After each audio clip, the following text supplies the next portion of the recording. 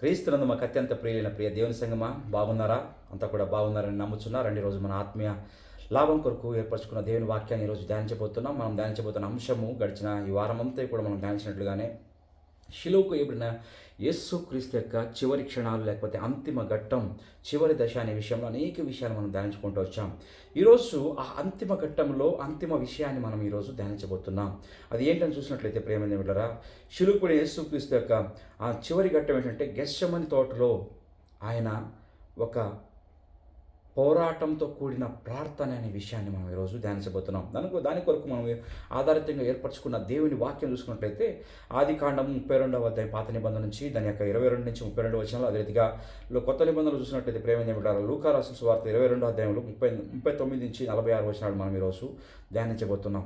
ప్రేమైన దేవుని బిడ్డలారా, ఇక్కడ చూడండి, అసలైన ఇక్కడ అంతిమ ఘట్టం ఇక్కడ గమనించినట్లయితే ఆ గెత్సెమనీ తోటలో వేదనతో కూడిన ఈ యొక్క పోరాట ప్రార్థన ఇక్కడ ఏం చూస్తున్నాం మనము? ఈ గెత్సెమనీ తోట శిలువ యొక్క నిజమైన ప్రారంభంగా ఇక్కడ మనకి కనబడతా ఉందండి. గమనించండి, శిలువ పైన బ్రేకులు కొట్టడానికి ముందు, అంత మాత్రమే కాదు, ఆ శిలువ పైన ఆయనకు ముళ్ళ కిరీటం పెట్టడానికి ముందు, ఆయనను కొరడాలతో కొట్టడానికి ముందు, శిలువ ఆయనపై మోయడానికి ముందు, అన్నిటికంటే ముందు, అంత మాత్రం కాకుండా ఈ భూమికి ఆకాశానికి మధ్యలో ఆ శిలువ పైన ఆయన వేలాడడానికి ముందు నిజమైన యుద్ధం, మరలా చెప్తున్నా, నిజమైన యుద్ధం ఇక్కడ గెత్సెమనీ తోటలో ప్రారంభమవుతా ఉంది. ఈ సత్యాన్ని మీరు గ్రహించుకోవాలని నేను వేడుకుంటున్నా. గెత్సెమనీ అంటే గమనించండి, ఇక నూనెను పిండేటువంటి స్థలంగా అర్థము వచ్చేదిగా ఉంది. ప్రియమైన ఏమిటారా, ఈ ఒలివ మన ఫలాలను మనం చూసుకున్నట్లయితే నూనె రావడానికి ఒత్తినట్లే ఏ విధంగా అయితే ప్రెస్ చేస్తారో ఆ విధంగా దేవుని కుమారుడైన యేసు క్రీస్తు వారు కూడా వారిని కూడా ఇక్కడ ఒత్తబడినట్లుగా, లేకపోతే నలగొట్టబడినట్లుగా మనము ఆయన విరిగి నలిగిన అనుభవంలోకి వచ్చినట్లుగా మనం ఇక్కడ చూస్తున్నామండి. ఇక్కడ గమనించండి, ఇంకా మనుషుల చేత ఇంకా అక్కడ బాధలు రాలేదు, ఇంకా మనుషుల చేత అక్కడ ఇంకా భౌతికమైన శ్రమలు రాలేదు. కానీ ఇప్పటికీ ఆ గెత్సెమనీ తోటలో అక్కడ పాప భారంతో, దుఃఖంతో, దేవుని నీతి కోపంతో ఆయన అక్కడ ఒత్తబడుతున్నట్లుగా మనం చూస్తున్నాం. ఆయన మెత్తబడుతున్నట్లుగా ఇక్కడ చూస్తున్నాం, మొత్తబడుతున్నట్లుగా మనం చూస్తున్నాం. ప్రియమైన దేవుడారా, శిలువకు ముందు ఇక్కడ గమనించినట్లయితే ఆయనలో బయట నిశ్శబ్దంగా కనపడిన లోపల భయంకరమైన తుఫాను వంటి అనుభవం అక్కడ చూస్తున్నామండి. అంత మాత్రం కాదు, బయట ప్రశాంతంగా కనపడుతున్న లోపల ఒక ఆత్మీయ యుద్ధమే నడుస్తున్నట్టుగా మనం చూస్తున్నాం. శిలువకు ముందు ఒక ఆత్మీయ పోరాటం ఇక్కడ జరిగింది. ప్రియమైన దేవుడారా, విషయాన్ని గ్రహించండి. మరి మనం ముందుకు వెళ్ళినట్లయితే ఇక్కడ మౌనమైన మలుపు బిందువు అని ఇక్కడ మనం చూస్తున్నాం. ఏంటంటే, మనం చాలాసార్లు అనుకుంటాం ఏమని, యేసు అత్యంత బాధ ఆయన శిలువపైనే అనుభవించాడని. అది నిజం, లేదంటలేదు. గమనించినట్లయితే కానీ పరిశుద్ధ గ్రంథం ఇంకా లోతైన సత్యాన్ని ఈరోజు మనకు చూపిస్తూ ఉంది. శిలువపై ఆయన శరీరం బాధపడిందండి. శారీరకంగా ఆయన బాధపడ్డాడు, శారీరకంగా ఆయన కష్టాలను, భయంకరమైన పరిస్థితులు గుండా వెళ్ళాడు. అయితే గెత్సెమనీ తోటలో ఆయన ఆత్మ తీవ్రంగా వేదన పడింది. ఇది గ్రహించుకోవాలి. ఆ క్షణం మనం చూసుకున్నట్లయితే ప్రేమికులారా, పరలోకం పరిపూర్ణంగా మౌనమైపోయింది. శిష్యులు అక్కడ బలహీనపడినట్లుగా చూస్తున్నాం, భయపడినట్లుగా చూస్తున్నాం. గమనించండి, రక్షకుడు ఇక్కడ ఒంటరి పోరాటాన్ని పూర్తిగా ఒంటరిగా ఏకాంతంలో ఏకాకిగా నిలిచిపోయినట్లుగా మనం చూస్తున్నామండి. ప్రేమ దేవుడు, గెత్సెమనీ అనేది కల్వరికి వెళ్ళే ఒక ద్వారంగా ఇక్కడ మనకు కనబడతా ఉంది. ఇది శిలువకు ముందు ఒక నిర్ణయాత్మక క్షణంగా మనం చూస్తున్నాం. దీని యొక్క చరిత్రక ఆత్మీయ నేపథ్యం మనం గమనించుకున్నట్లయితే ముందుకు వెళ్ళి ప్రేమ దేవుడరా, గెత్సెమనీ యెరూషలేము వెలుపల ఒలివ కొండలపై ఉన్నట్టుగా మనకు తెలుసు. యేసు తరచుగా అనేక సార్లు ఇక్కడ వెళ్ళిన స్థలం మనంగా చూస్తాం. ఎందుకంటే లూకా సువార్త 22:39 ప్రకారం ఆ విషయాన్ని మనం గమనించవచ్చు. అంతమాత్రం కాకుండా ఇది ప్రార్థనకు ఒక ఎంపిక చేసిన ఒక స్థలంగా మనం కూడా చూడవచ్చు. అంతమాత్రం కాకుండా నిశ్శబ్దమైన ఏకాంతమైన స్థలంగా మనం ఈ గెత్సేమనే తోటను చూడవచ్చండి. కానీ ఎందుకు ఈ మాట చెప్తున్నానంటే ఆ రాత్రి జరిగింది దీనికి విరుద్ధంగా మనకు కనపడతా ఉంది.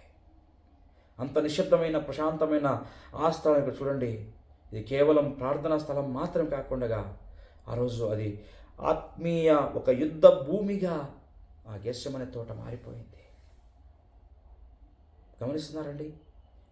ఎందుకు ఈ తోట మనం గమనించినట్లయితే చూడండి, ఎందుకంటే మనం చూస్తున్నాం ఒక తోటలో అంటే ఏదేన్ తోటలో అక్కడ పాపం ప్రవేశించింది, ఇంకొక తోట ఈ యొక్క గెత్సేమనే తోటలో రక్షణ ప్రారంభమవుతుంది. హల్లెలూయా. గమనించండి ప్రియమైన దేవుడారా, ఏదైనా తోటలో ఆదాం అంటున్నాడు నా చిత్తం అంటే తన ఇష్టానుసారంగా చేసి అక్కడ పాపాన్ని కొని తెచ్చుకున్నాడు, పతనం ప్రారంభమైంది. అయితే గెత్సేమనే తోటలో యేసు ప్రభు అంటున్నాడు నీ చిత్తమే సిద్ధించునుగాక నాయన. ఆయన చిత్తం అప్పగించుకున్నాడు, విమోచనకు విడుదలకు రక్షణకు కారకుడయ్యాడు.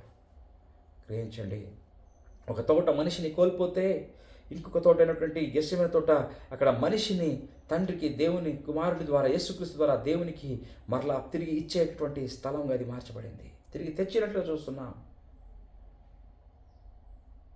మనం ముందుకు వెళ్తాం ప్రియమైన దేవుడారా. మొదటి విషయాన్ని మనం గమనించినట్లయితే ఆ యొక్క పాత్ర యొక్క భారము. లూకా 22:42 చూసినట్లయితే ప్రియమైన దేవుడారా, లూక్ 22:42, తండ్రి ఈ గిన్నె నా యొద్ద నుండి తొలగించుటకు నీ చిత్తమైతే తొలగించుము, అయినను నా ఇష్టము కాదు నీ చిత్తమే సిద్ధించునుగాక అని ప్రార్థించాను. ఈ గిన్నె ఈ పాత్ర ఏమంటున్నాడు? తొలగించుటకు నీ చిత్తమైతే తొలగించు.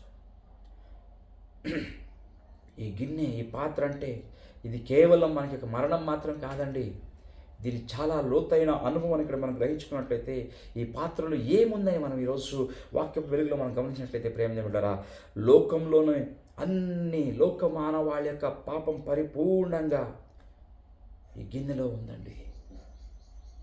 చూడండి 2 కొరింథీయులకు రాసిన పత్రిక 5:21 దేవుని వాక్యం ఈ రీతిగా సెలవిస్తూ ఉంది. మనం దేవుని వాక్యం చూసినట్లయితే ఎందుకనగా మనం ఆయనందు దేవుని నీతి అగునట్లు పాపమెరుగని ఆయనను మన కోసము పాపముగా చేశాను. యేసు క్రీస్తు వారు అక్కడి వరకు పరిశుద్ధుడు, ఆయన ఏలో ఏ పాపము లేదని దేవుని వాక్యంలో మనం చూస్తున్నాం. ఆయన లోకంలో మనిషిగా వచ్చిన తర్వాత కూడా ఏ పాపము చేయకుండా ఆయన మాటలు, ఆయన నడవడికలు, ఆయన చేసిన అద్భుత కార్యాల్లో, ఆయన చేసిన రాజ్య సువార్తలు ఎక్కడ కూడా ఏ పాపం ఆయన కనపడదు. కానీ ఆ క్షణంలో మనం గమనించినట్లయితే ఈ పరిపూర్ణమైన ఈ లోకం యొక్క పాపము ఆ గిన్నెలో నిండబడి ఉంది. చూడండి, ఇంకొక మాట మనం చూసుకున్నట్లయితే రెండోదిగా ప్రేమ ఏమిటారా, ఇక్కడ యెషయా రాసిన ప్రవచన గ్రంథము యెషయా 53 10 కూడా మనకు వాక్యం స్పష్టంగా తెలియజేస్తూ ఉందండి. అతని నలగొట్టుటకు యెహోవాకు ఇష్టమాయెను, ఆయన అతనికి వ్యాధి కలుగజేసెను, అతడు తను తానే అపరాధ పరిహారార్థ బలిగా చేయగా అతని సంతానము చూచును, అతడు దీర్ఘాయుష్మంతుడగును, యెహోవా ఉద్దేశము అతని వలన సఫలమగును. ఇక్కడ ఏం జరుగుతూ ఉందండి? లోకంలో ఉన్న పాపాలంతా ఏం పాపం ఎరిగిన ఆయనను పాపంగా చేయబడతా ఉన్నాడు, పాప స్వరూపిగా అక్కడ మారుతా ఉన్నాడు. అంత మాత్రం కాకుండా మనం చూసుకున్న యెషయా ప్రకారం దేవుని నీతి కోసం, దేవుని సంకల్పం కోసం ఇక్కడ గమనించినట్లయితే యేసు ప్రభు వారిని ఆయన అక్కడ నలగొట్టబడుతున్నాడు. అది నలగొట్టడం కనుక యెహోవా తండ్రి అయిన దేవునికి అది ఇష్టమైందని దేవుని వాక్యం సెలవిస్తూ ఉంది. ఆయన అతనికి వ్యాధి కలుగజేసాడని దేవుని వాక్యం సెలవిస్తూ ఉంది. తను తానే అపరాధ పరిహారార్థ బలిగా చేస్తామని తెలిపిస్తూ ఉంది. ఇవన్నీ కారణం ఎందుకో తెలుసా? నా పాప భారం, ఈ లోకం యొక్క పాప భారం, ఇవన్నీ విషయాలు కూడా ఇక్కడ గిన్నెలో ఆ పాత్రలో మనకు కనపడతా ఉందండి. తండ్రి నుంచి ఎడబాటు, వేర్పడేటువంటి బాధ. కానీ యేసు ప్రభు ఎప్పుడు కూడా అంతకు ముందు ఎప్పుడు కూడా ఆయన పాపాన్ని అనుభవించలేదు. కానీ ఇప్పుడు ఇక్కడ చూసుకున్నట్లయితే ఆయన పాపముగా మారవలసిన వచ్చింది. ఆయన మేకులకు భయపడలేదు, ఆయన ముళ్ళ కిరీటానికి భయపడలేదు, ఆయన పక్కలో ఒక బల్లెపోటుకు భయపడలేదు. ఆయన కాళ్ళలో లేకపోతే చేతుల్లో మేకల కోసం కాదు, కానీ ఏ విషయానికి ఆ శిలువకు ఆయన భయపడలేదు ప్రేమేమిటారా. అయితే కానీ పాపముగా మారడానికి ఆయన అక్కడ వణికినట్లుగా మనం చూస్తున్నాం. ఇంకా ముందుకెళ్తే ఆ విషయాలు మనకు అర్థమవుతాయండి. రెండో విషయం మనం చూసుకున్నట్లయితే ఆయన యొక్క వేదన యొక్క లోతు ఎంతగా ఉందనేది 22వ అధ్యాయం 44 వచ్చిన మనం చూద్దాం. లూకా 22:44 వాక్యం ఇలాగే సెలవిస్తూ ఉందండి. ఆయన వేదన పడి మరింత ఆతురముగా ప్రార్థన చేయగా ఆయన చెమట నేలపడుచున్న గొప్ప రక్త బిందువులే ఆయన. చూడండి, వేదన పడి వేదన మరింత వేదనగా ఆయన అనుభవించినప్పుడు, ఆయన మరింత ఆతృతగా ఆయన ప్రార్థన చేసినప్పుడు ఆయన చెమట గొప్ప రక్త బిందువు అని సెలవిస్తూ ఉందండి. ఏదో చిన్న రక్త బిందువు కాదు. కలర్ ట్రాన్స్లేషన్ దొడ్డ రక్తದ ಹನಿ ಎಂಬುದಾಗಿ అంటే చెప్తా ఉంది. అంటే పెద్ద గొప్ప రక్త బిందువు. ఇక్కడ మనం గమనించినట్లయితే ప్రియమైన దేవుడారా, ఇది కేవలం ఒక రూపకము లేకపోతే ఒక ఏదో అంటారు కదా, ఇది జరిగిన ఏదో ఒక కథ కాదండి. ఇది నిజంగా జరిగినటువంటి వాస్తవ స్థితి, తీవ్ర మానసిక ఒత్తిడిలో జరిగేటువంటి కార్యంగా ఉందని ఇది మెడికల్ టర్మ్స్ చెప్పేదిగా ఉంది. ఈరోజు చూసుకున్నట్లయితే రక్తము చెమటగా మారేది హెమటోడ్రోస్ అని అంటారు మెడికల్ టర్మ్స్లో. దాని ద్వారా ఇది వచ్చేదిగా ఉందని వాక్యం మెడికల్ టర్మ్స్ సెలవిస్తూ ఉంది. ఈరోజు ఆయన శరీరం ప్రియమైన ఉండరా, ఎంత వేదనకు, ఎంత భయంకరమైన ఆత్మీయ యుద్ధము చేస్తే ఆయన శరీరం నుంచి చెమట రక్తంగా మారి ఉంటుంది. గ్రహించుకోండి, ఎంత తీవ్ర ఒత్తిడిని ఆయన అనుభవించాడు. ప్రేమైన దేవుడారా, శిలువకు ముందే నలగొట్టబడడం, విరగొట్టబడడం అక్కడ ప్రారంభమైపోయింది. ఎందుకంటే ప్రతి పాపం, ప్రతి తిరస్కారం, ప్రతి శాపం ఇవన్నీ కూడా ఆయన పైన వచ్చాయి. గమనిస్తున్నాం ఈ విషయాన్ని. శిలువకు వెళ్లే ముందు ఆయన నరక భారాన్ని అనుభవించాడండి. నరకపు భారాన్ని అనుభవించాడు. ఈ మాటను గ్రహించండి ప్రియమైన దేవులారా. నన్ను నరకం నుంచి తప్పించడానికి ఆయన నరక భారాన్ని అనుభవించవలసి వచ్చింది. ప్రియమైన దేవులారా, మూడో విషయం మనకు వెళ్ళినట్లయితే రక్షకుని యొక్క ఒంటరితనాన్ని మనం ఇక్కడ గమనిస్తున్నాం. చూడండి, పేతురు, యాకోబు, యోహాన్లు అక్కడ దగ్గరే ఉన్నారు. అయినా కూడా వారు ఏం చేస్తున్నారు? అక్కడ నిద్రపోయినట్టుగా మనం చూస్తున్నాం. మిగిలిన శిష్యులు ఇక్కడ ఏం చేస్తున్నారండి? చెల్లా చెదరైపోయినట్లుగా, విడిచి వెళ్ళిపోయినట్టుగా మనం చూస్తున్నాం. ప్రియమైన దేవుని బిడ్డలారా, యేసు ప్రభువు అంటున్నాడు, ఒక గడి అయినా నా కొరకు మీరు మేల్కొని ఉండలేకపోతున్నారా? నా కొరకు మేల్కొని తండ్రికి ప్రార్థన చేయలేకపోతున్నారా అని అడుగుతా ఉన్నాడు. అనేక సార్లు లోకంలో ఉన్నప్పుడు ఆయన ఇతరులను బలపరిచిన వ్యక్తిగా మనం చూస్తున్నాం. ఇతరులను ఆదరించిన వ్యక్తిగా మనం చూస్తున్నాం. ఇతరులను ఆదుకున్న వ్యక్తిగా మనం చూస్తున్నాం. ఇప్పుడు కానీ ఆయనకే ఎవ్వరూ లేని ఒంటరిగా అక్కడ దేవుని ముందు ఆగస్యమతో నిలిచాడు. ప్రేమని ఉంటారా, ఇది విధేయత యొక్క ఒంటరితనంగా మనం చూడాలండి. తండ్రికి తాను విధేయతను చూపించిన ఒంటరితనంగా మనం చూస్తున్నాం. జీవితంలో కొన్నిసార్లు మనకి పోరాటాలు, అది స్నేహితుల నుంచి సహాయం పొందకపోవచ్చు, స్నేహితులు సహాయం చేయరు, కొన్నిసార్లు కుటుంబం కూడా మనల్ని అర్థం చేసుకోకపోవచ్చు. కానీ కొన్నిసార్లు మనం దేవునితో ఒంటరిగా నిలబడేటువంటి సందర్భం వస్తుందండి. గుర్తుంచుకోండి ఈ విషయాన్ని. వెళ్ళారా ఈరోజు ఎప్పుడైనా మీరు ఈ పరిస్థితిలో? ప్రేమ ఉంటారా? ఇక్కడ ముందుకు వెళ్ళినట్లయితే నాలుగో విషయం, ఈ యొక్క చిత్తముల యొక్క యుద్ధం అనే విషయాన్ని చెప్పడానికి ఇష్టపడుతున్నా. అక్కడ అంటున్నాడు, నా చిత్తము కాదు. చిత్తాలను ఎందుకు అంటున్నాడంటే ఇక్కడ ఇద్దరు వ్యక్తులను చూపించడానికి ఇష్టపడుతున్నా. నా చిత్తం కాదు, నీ చిత్తమే జరుగునుగాక అంటున్నాడు. నీ చిత్తమే సిద్ధించునుగాక అంటున్నాడు. ఇది గెస్సెమనీ యొక్క శిఖరంగా కనపడతా ఉందండి. ఎంత శ్రేష్టమైన మాట మాట్లాడుతున్నాడు. ఇక్కడ రెండు చిత్తాలను మనం చూసినట్లయితే ఎదురయ్యాయి. చూడండి, మానవ చిత్తం ఇది బాధను తప్పించుకునేదిగా మనకి కోరేదిగా ఉంది. దైవ చిత్తం శిలువను స్వీకరించాలి. అంతేనండి. మన జీవితంలో కూడా చూడండి, మానవ చిత్తం అనేక సార్లు వస్తున్న పరిస్థితులను, శ్రమలను, కష్టాలను తప్పించుకోవాలని మనం ట్రై చేస్తూ ఉంటాం, అది కోరుకుంటూ ఉంటాం. కానీ ప్రేమ ఏమిటారా, దేవుని చిత్తం ఆయన దేవునికి విధేయ లోబడాలని కోరుకునేదిగా ఉంది. ఇక్కడ యేసు ప్రభు వారి విషయంలో ప్రేమ బిడ్డలారా, నీ చిత్తమే దేవుని చిత్తానికి లోబడుతున్నాడు అంటే శిలువను అక్కడ స్వీకరించాడు. ఆ క్షణంలో చూడండి, యేసు ప్రభు వారు పూర్తిగా తాను సమర్పించుకున్నట్లుగా తండ్రికి మనం చూస్తున్నామండి. ఇది బలహీనత కాదండి, ఆయన బలహీనత కాదు. చాలాసారి లోకం ఈరోజు బలహీనతగా ఆయన చూస్తూ ఉందండి. ఇది బలహీనత కాదు. గమనించినట్లయితే ఇది అత్యున్నత విజయంగా మనం గమనించాలి. ఇక్కడ ప్రేమ దేవుడు, ముందుకు వెళ్దాం. 5వ విషయం, గెత్సేమనే నుండి శిలువ వరకు. గెత్సేమనే తోటలో, అవును తండ్రి నీ చిత్తమే సిద్ధించును గాక అన్నాడు. శిలువ పైన ఆ కార్యాన్ని చేసి ఆయన తండ్రి చిత్తానికి అప్పగించుకుని సమాప్తమైందని చెప్తా ఉన్నాడు. లోతుకి వెళ్ళడానికి ఇష్టం లేదు, సమయం లేనందున ప్రేమ దేవుడరా, కల్వరిలో విజయం గెత్సేమనే తోటలో అది నిర్ణయించబడింది. అది ద్వారంగా అక్కడ నిలబడినట్లుగా మనం చూస్తున్నామండి. మనం పాత నిబంధన కొంత మహార విషయం చూసుకున్నట్లయితే ఆదికాండం 32వ యాకోబు పూర్తి పోరాటాన్ని మనం ఇక్కడ గమనించినట్లయితే ప్రేమ దానికి మనం కలిపి ఒకవేళ మనం ధ్యానించినట్లయితే యాకోబు ఒక మనుషులతో ఉదయం వరకు రాత్రి నుంచి అక్కడ పోరాడుతున్నట్టుగా మనం చూస్తున్నాం. యాకోబు అక్కడ కూడా ఒంటరిగా ఉన్నాడు. అది రాత్రి సమయం భయంతో కూడా నిండిపోయాడు. ఎందుకంటే వాళ్ళ అన్న ఆయన ఏషాయికు ఇక్కడ భయపడినట్టుగా మనకు చూస్తున్నాం. అంత మాత్రం కాకండి, ఆయన పోరాడాడు. ఎంతవరకు నేను నన్ను ఆశీర్వదించితే కానీ నేను విడవనని చెప్పి ఆయన పోరాడుతున్నట్లు. ఇక్కడ చూడండి, యేసు ప్రభు వారిని యాకోబు వారి యేసుక్రీస్తుకు 2 పోలికలు చేసి చూస్తే యాకోబు జీవితంలో తన జీవితం కోసం పోరాడాడు, అవునా, ఆశీర్వాదం కోసం పట్టుకున్నాడు, ఆశీర్వాదం కోసం పోరాడాడు, నన్ను ఆశీర్వదించు అన్నాడు. కానీ యేసు ప్రభు వారు ఈ యొక్క లోక రక్షణ కోసం పోరాడినట్టుగా మనం చూస్తున్నాం. ఏ స్వార్థము లేదు అక్కడ, నిస్వార్థంగా తాను సమర్పించినట్లుగా చూస్తున్నాం. నీ చిత్తమే జరుగును గాక అంటున్నాడు. ప్రేమ ఏమిటారా, ఆత్మీయ లోతైన సత్యం మనం గ్రహించుకున్నట్లయితే యాకోబు పోరాడి ఆశీర్వాదం పొందాడు. యేసుక్రీస్తు వారు పోరాడి మనకు లోక రక్షణకు పరిపూర్ణంగా ఈ లోకానికి రక్షణ తీసుకొచ్చాడు. ఇక్కడ యాకోబు పోరాటం అతన్ని మార్చింది.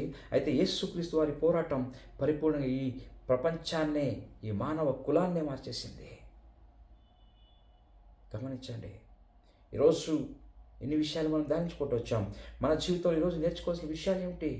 ఒకవేళ మొట్టమొదటిగా ఈరోజు మనం ఒత్తిడిలో ఉన్నప్పుడు మనం చేయవలసిన కార్యాలు ఏంటి? ప్రేమ దేవుడా, యేసుక్రీస్తు ఆయన జీవితం ఈరోజు ఏం నేర్పిస్తూ ఉంది మనకి ఇలాగ అనిపిస్తూ ఉందా? మన జీవితం మనల్ని నిజంగా చాలాసార్లు ఇలాంటి ఎర్రగొట్టబడే అనుభవం, మనం నొక్కబడే అనుభవం, లేకపోతే ఒత్తబడే అనుభవం మనం తీసుకెళ్తా ఉందా? పరిస్థితులు మనల్ని విరగొడుతున్నాయా? మనల్ని ఎవరు అర్థం చేసుకుంటలేదా? గుర్తుంచుకోండి, ఆయన నీకంటే ముందుగానే యేసుక్రీస్తు వారు గెత్సేమనే తోటలో కలువరి శిలువలో కూడా ఆయన కూడా ఒత్తపడ్డాడనే సంగతిని మీరు గుర్తుంచుకోండి. దేవుని వాక్యం సెలవిస్తాం. బైబిల్ రాసిన పత్రిక 4వ అధ్యాయం మనం చూసుకున్నట్లయితే మన మహాయాజకుడు మన దుర్బలతను, మన యొక్క పరిస్థితిని, మన బలహీనతలను ఎరిగినటువంటి వాడు కాదు. ఆయన అన్నీ కూడా చేసి ముగించాడు కనుక ఆయన కృపాసింహాసనకు ధైర్యం వెళ్ళడానికి మనకు అవకాశాన్ని కల్పించాడు. He gone through everything, he know everything, whatever we are going to face.